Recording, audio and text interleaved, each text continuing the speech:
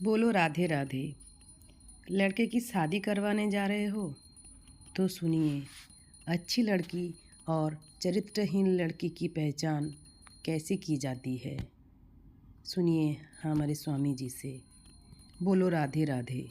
आजकल जो लड़कियां मिलती हैं बहू के रूप में, वो लिव इन में रहने वाली मिलती हैं। और जब लिव इन में रहने वाली मिलेगी तो वो आपके संग टिकेगी थोड़ी। जिसकी आदत चार जगह मुंह मारने की हो गई है उसका मन फिर एक जगह लगेगा ही नहीं जिंदगी भर। जिसका मन चार जगह मुंह मारने का हो गया है, जिसकी आदत चार जगह मुंह मारने की हो गई है, फिर उसका मन एक जगह लगेगा? बोलो मेरी माँ। नहीं, फिर कैसे लगेगा? फिर कहाँ? इसलिए तो रिश्ते टिक नहीं रहे हैं। शादी हुई 2 साल बाद तलाक, 6 महीने बाद तलाक। क्योंकि भाई वो एक जगह कैसे रहे? उसकी आदत तो 17 जगह घूमने की है। लिव इन क्या है? लिव इन कल्चर क्या है? 17 जगह मुंह मारना। बोलो हाँ या ना। चाहे लड़की का हाल हो चाहे लड़कों का, तो लड़के भी आजकल शादी के पहले कई जगह मुंह मारते हैं। तो फिर कैसे टिकेगी शादी? कहां फिर एक में मन लगेगा? एक में मन लगाना भी तो सारी जिंदगी चुनौती है भाई। जवानी है आप लोगों की तब तो चलो, शादी के साल भर 1.5-2 साल तक तो मन अच्छा लगता है। शादी होती है तो बहू कैसी है? चंद्रमुखी है। हर साल 2 साल बाद सूरजमुखी। गरम गरम लपटें निकल रही हैं और 3-4 साल बाद तो फट जाती है, ज्वालामुखी है। फिर तो शुरू तो बढ़िया है।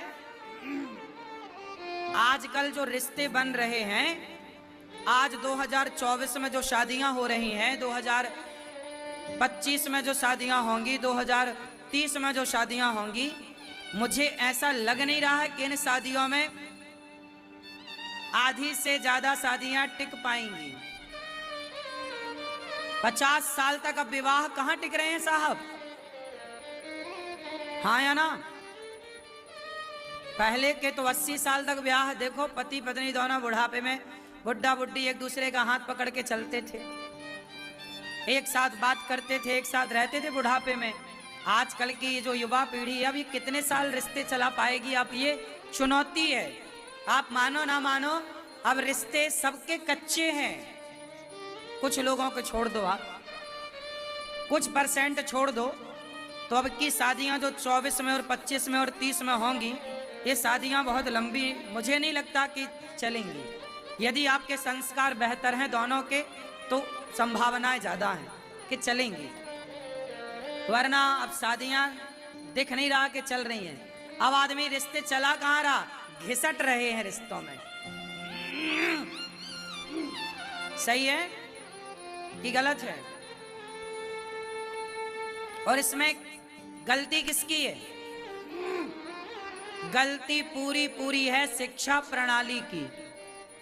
जब बच्चों को आप इतना कुछ पढ़ाते हो, इतना कुछ सिखाते हो, इतनी महंगी कोचिंग, इतना महंगा स्कूल कॉलेज देते हो, तो रिश्तों को कैसे निभाना है, एक पाठ ये भी स्कूलों में पढ़ा देना चाहिए बच्चों को, ताकि उनका भविष्य बेहतर हो।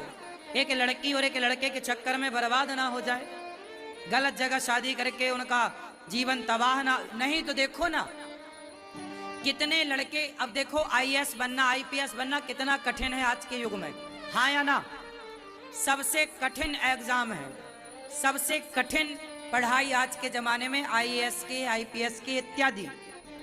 लेकिन आपने देखा होगा कि आईपीएस आईएएस बने लड़के, जो आईएएस बन गए, ज्वाइनिंग हो गई, 4 महीने की तनख्वाह आ गई, काम करने का अनुभव आ गया, लेकिन वो जो अभी 1 साल पहले आईएएस बना, उसने आत्महत्या कर ली।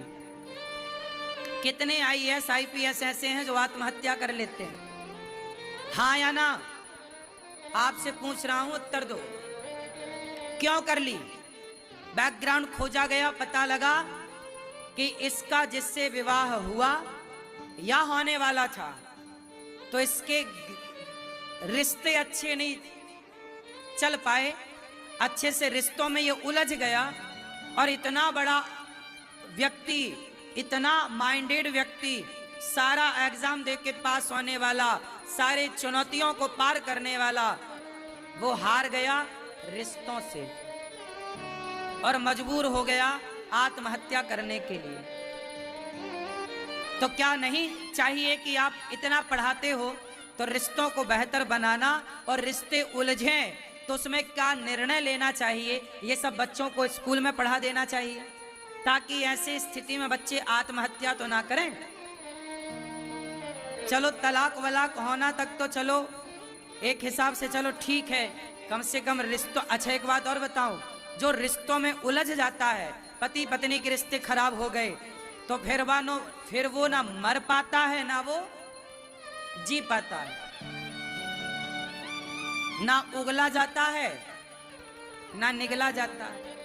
उससे पूछो कि उसकी जिंदगी तबाह हो जाती है। इसलिए आज समाज को जरूरत है कि वो इतना पढ़ा रहे हो आप बच्चों को, तो रिश्तों के बारे में भी पढ़ाओ। कितने लोग सहमत हैं मेरी बात से? रिश्तों के बारे में पढ़ाना चाहिए। भाई भाई के बारे में पढ़ाओ, राम और भाई भरत का चरित्र पढ़ाओ, रिश्तों के बारे में पढ़ाओ। पति पत्नी का प्रेम कैसा हो, पति पत्नी के रिश्ते कैसे होने चाहिए, क्या स्थिति होने पर क्या निर्णय लेना चाहिए, सब पढ़ाओ। माँ बाप की किस तरह सेवा करनी चाहिए, मातृ देवो भव पितृ देवो भव का सिलेबस पाठ होना चाहिए, है ना। शादी के बाद अपनी जिम्मेदारी समझना चाहिए, पति का महत्व क्या है, पत्नी का महत्व क्या है, ये सब बताओ। अब कुछ नहीं बताया जा रहा बच्चों को।